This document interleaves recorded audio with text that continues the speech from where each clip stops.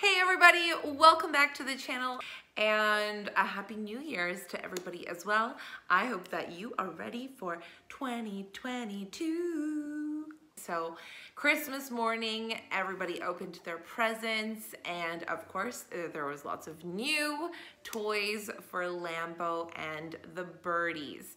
So I was switching up Mia's cage and I thought I'm gonna show you guys everything that I do. I like to think of it as their bedroom. They live in our home and this is their bedroom. So it's their personal private space where I want them to feel happy and excited and they have their own things and they have fun things to do to keep them busy when they are in their room. A cage needs to provide safety, security, and comfort for your bird and peace of mind for you, knowing that they're going to be okay if you are out and about. Let's go over a few quick pointers when you are setting up your cage. So the first thing is, let's talk about the cage. You want to choose the right cage for your bird. So you want it to be the right size. And when it comes to your bird, the bigger, the better. Birds love roomy cages so that they can spread their wings, stretch out, move around, and be active. Younger birds are going to be much more active than older birds, but regardless, every bird needs as much space as they can get.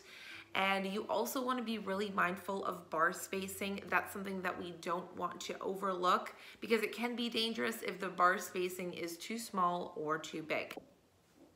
When getting a cage or choosing a cage for your bird, you want to get it from a place that has reputable bird cages that are made with sturdy and safe materials.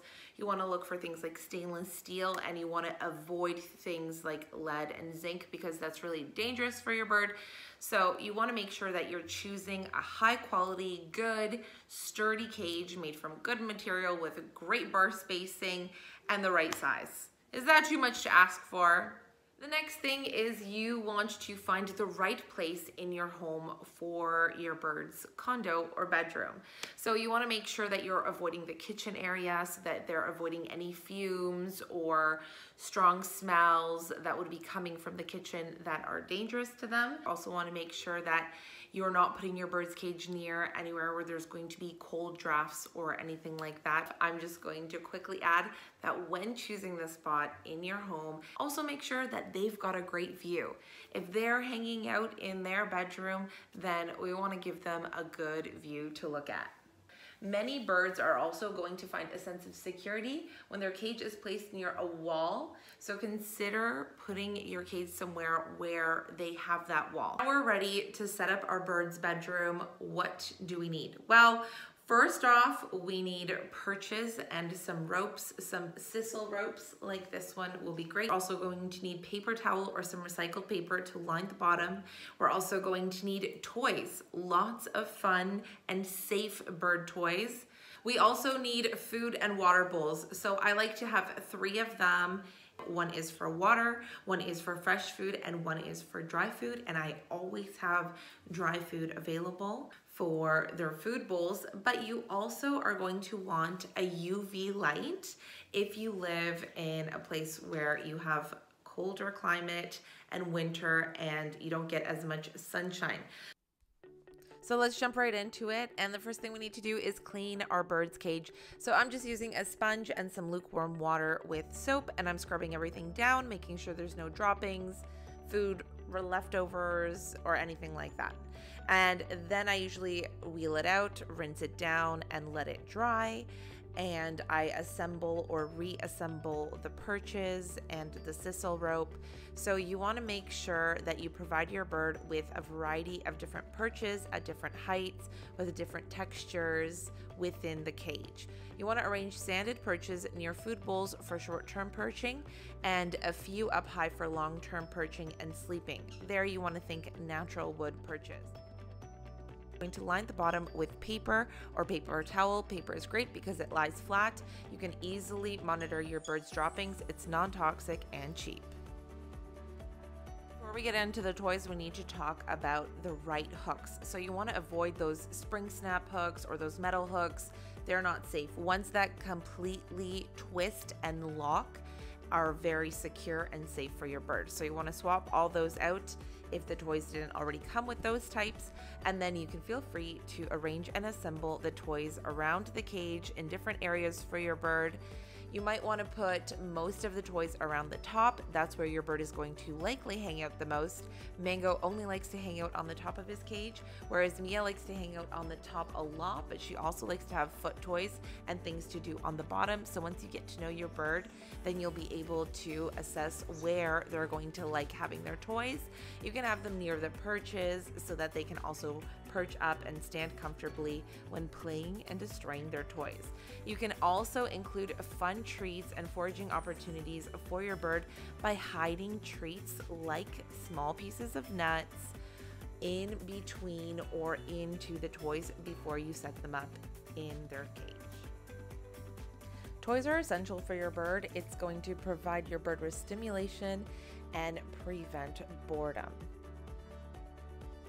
So things are starting to look good and it's coming together. Now, always remember that you want to choose toys that are appropriate for your bird's size and ones that are naturally made with safe materials. So now we're going to get to the food and water bowls. I always use filtered water for our birds as well as for our dog. And then I've got another bowl that's going to have some dry food. So I'm going to put together a quick dry food mix, and I'm just adding safe and low calorie or nutritious snacks here.